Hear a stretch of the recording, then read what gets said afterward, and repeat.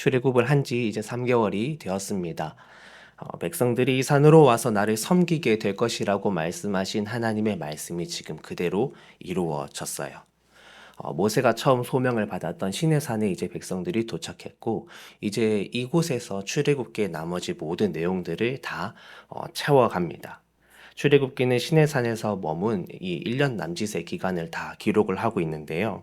이곳에서 하나님은 백성들에게 십계명과 여러 가지 하나님의 법들을 다 알려주시면서 이 백성들을 하나님 나라의 백성으로 교육해 나가십니다.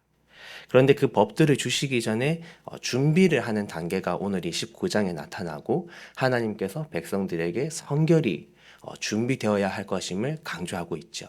그러면서 동시에 하나님은 이곳에서 이제 백성들에게 큰 계율을 알려주십니다. 앞으로 너희가 살아가야 할 큰 방향, 큰 범주는 여기에 있어 라는 것인데, 하나님은 먼저 백성들에게 5절에서 이렇게 말씀을 하십니다. 세계가 다 내게 속하였나니 라고 말하세요. 이미 세상의 모든 것이 다 내 것이다 라고 말하고 계십니다. 백성들은 이 말을 아주 쉽게 받아들였을 것입니다. 왜냐하면 이미 4절에 나온 것처럼 하나님께서 애굽에게 어떻게 행하셨는지, 그리고 자신들이 지금 이곳에 시내산에 오기까지 어떻게 하나님이 이끌어 오셨는지, 마치 그것이 독수리 등에 얹혀가듯 그저 그들은 도움으로 여기까지 왔다라는 것을 인정할 수밖에 없었을 것입니다. 주님이 말씀하실 때 백성들은 아멘 하면서 대답을 했겠지요. 우리는 이 땅을 살아가며 어떻게 생각을 하며 살아갈까요? 이 땅을 살아가는 많은 사람들은 우리의 손으로 이루었다 생각하며 많이 살아갈 수 있습니다. 왜냐하면 모세가 있었던 때처럼 그러한 이적을 보는 것은 지금 우리가 살아가는 시대에서는 쉽지 않은 일입니다.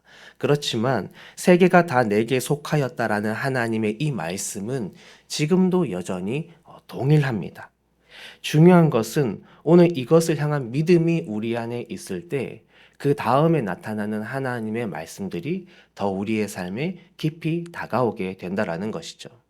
태초에 하나님이 천지를 창조하셨다라는 그 한 구절을 향한 믿음이 있을 때 이후에 나타나는 모든 성경에 대한 진리를 우리가 더 깊이 알아갈 수 있는 것과 같습니다.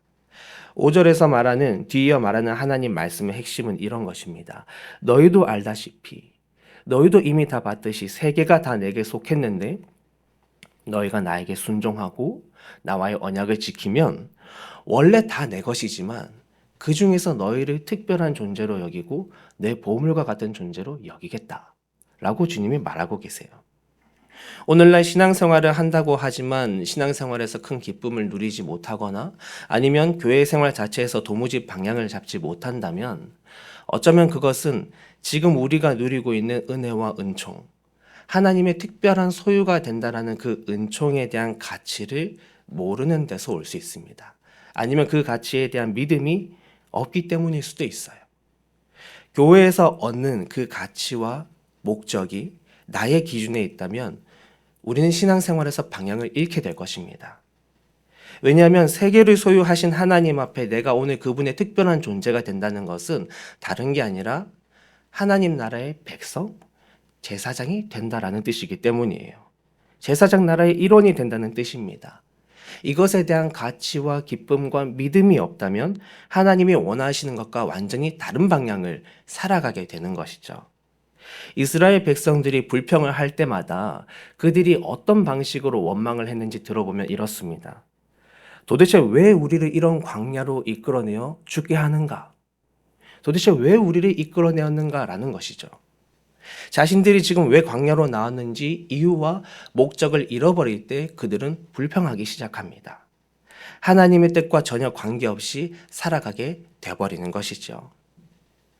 사랑하는 주님의 자녀 여러분, 신앙생활의 목적이 무엇인지, 예수님을 믿는 믿음의 종착지가 어디인지를 고민하며 우리가 나아갈 수 있기를 소망합니다. 우리는 단지 예배 형식을 지키면서 내 삶의 평안 혹은 내가 죽고 난 내세의 어떤 확정된 평안을 위해서 신앙생활을 하는 것이 아니에요. 그렇다면 우리가 정말 쫓아가야 하는 방향이 어디에 놓여 있고 예수님과 하나님께서 일찍부터 우리에게 하신 말씀이 어떤 방향을 가리키고 있는지를 우리는 날마다 묵상하며 나아가야 할 것입니다. 주님은 백성들을 이끌어내셨고 그들에게 태평성대를 허락한 것이 아니었어요. 제사장으로서 훈련시키셨고 하나님 나라의 백성으로서 교육을 하셨습니다. 그것이 백성들을 살게 했고 백성들이 정말 창조된 목적으로 살아가는 그 선함을 회복하게 했어요.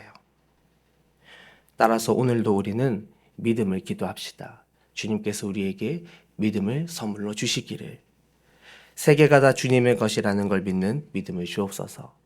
그것이 믿어질 때 오늘 우리에게 주신 은혜가 얼마나 놀라운 것인지를 깨닫게 하시고 그것이 깨달아질 때 오늘 내가 삶을 살아가는 방향을 찾아가게 하여 주옵소서라고 우리가 함께 기도할 수 있기를 소망합니다.